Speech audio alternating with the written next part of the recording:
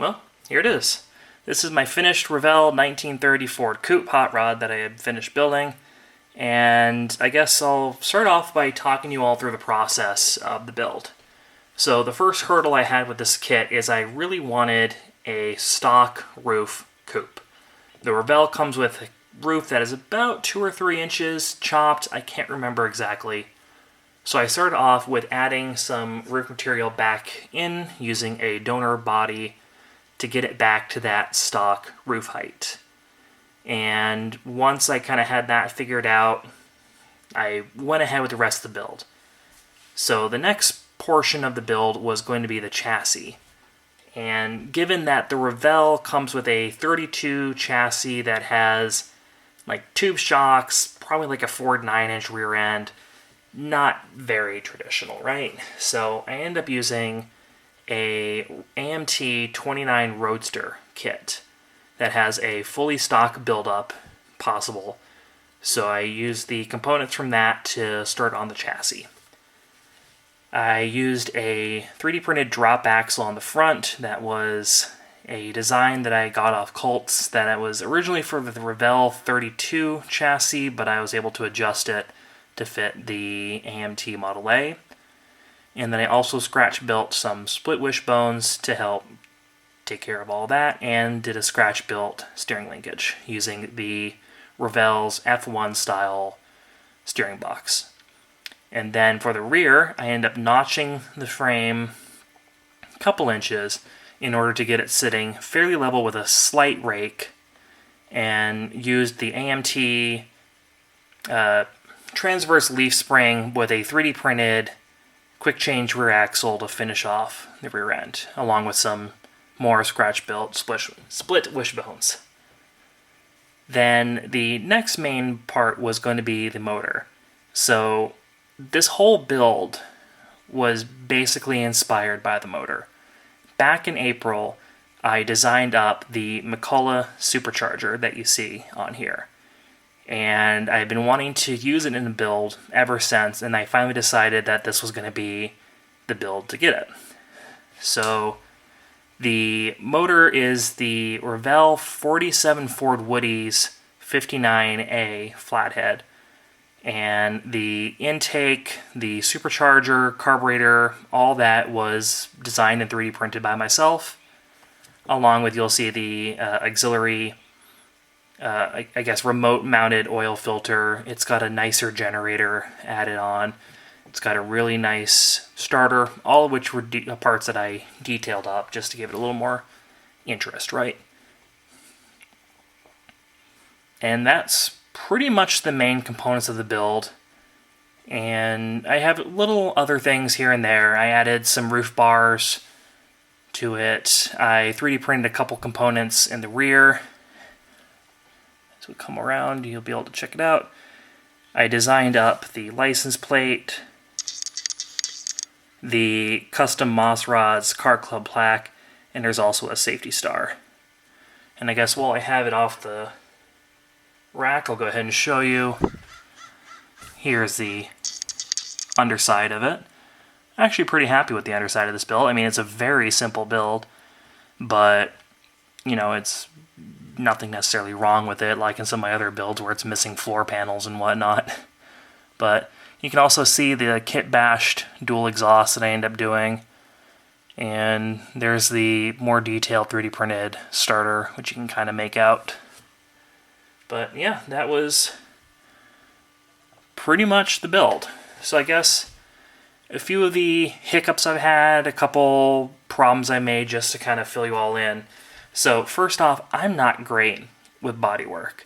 It's always been one of the things I've struggled with with model building, is just getting stuff to look right. Which is why I did the roof first. I knew there was a good chance of me messing it up, so I wanted to, you know, first off, refocus for you. But I wanted to get the roof over with early so that if I messed it up, I wasn't too invested in the build. There are still some not great parts of it, mainly in the A-pillars. This one is okay. This one's pretty wonky. The driver's side A-pillar also cracked on me after the build was finished. So I end up having to kind of pretty shoddily clean it back up, honestly. But that's kind of the main problem I have with it. Also, as some of you may have noticed, as we'll come around to the front again, this is something I only noticed today. I totally forgot the windshield trim. Just forgot about that. So there's no trim in the front end of the car, so whatever. The windows were made from blister packaging from a Greenlight model car, so you just take that clear plastic that they're sealed in, cut it into flat strips, and glued them in with Mod Podge. Same way I glued in the headlights, which is a good way of just, not having to worry about any hazing from the glue. But yeah, so the roof was kind of the main problem that I had with this kit, which I kind of figured from the beginning that was going to be the case. But kind of a cool thing about the build was my goal was to get this done for a model show back in November. That was the Good Guys Autumn Get-Together down in Pleasanton, California. It's a smaller show. It's a massive car show, but the model contest itself, or the model show, is a bit on the smaller side. It's still very good. I want to say there were probably 50 or 60 cars that came out for this show, so pretty good turnout, but it wasn't, like a dedicated, like, NNL or whatever else show, right? But I have a bit of an attachment to this show because I'm pretty sure it's the first time I ever really saw a model show. So I started going to Good Guys at least as early as 2011, maybe 2010 was the first time I went. And around that first time I was there, I saw they had a model contest. And it was the first time, to my knowledge, that I actually ever got to see a model show. At the time, I was doing a lot of custom diecast, custom Hot Wheels and stuff, and didn't really know too much about the model car scene. I was just getting into like Facebook and forum groups about the diecast, but I had basically no experience with model kits at the time. Model kits came much more recent, like 2021, I think, was when I started. So I do have a little bit of attachment to the show just because I'm pretty sure it is the first model contest I'd ever been to. So I wanted to have this build done for that show, so I had something new. And I got 95% of the way there. I did not have any of the engine detailing finished. Basically, it was just the block, supercharger, carburetor, that's it. No plug wires, no plumbing. But actually, it may have had, I think I had the radiator hoses on at least. So I had something. So it was, for me, good enough to be displayable.